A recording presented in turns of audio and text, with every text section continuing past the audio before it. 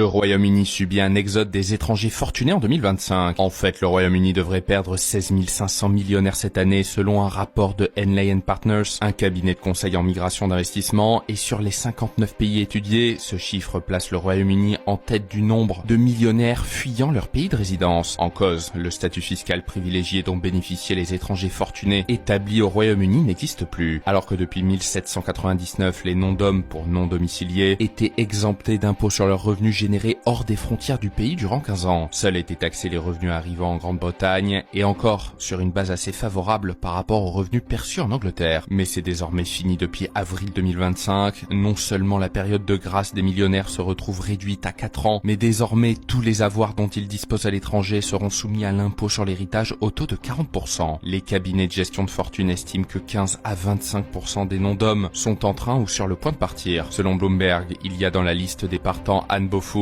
héritière fortunée du fondateur du laboratoire pharmaceutique Ipsen, mais aussi des Égyptiens, des Indiens, des Émiratis et bien d'autres. Côté immobilier, les premiers impacts se font ressentir surtout dans les segments haut de gamme. Knight Frank annonce une baisse de 37% des ventes immobilières dépassant les 10 millions de dollars à Londres sur le premier trimestre, avec des prix à leur plus bas depuis une décennie. Le gouvernement compte récupérer plus de 45 milliards de dollars sur 5 ans avec ces mesures, tandis que d'autres calculent que cela pourrait se traduire par une perte nette de plus d'1 milliard par an.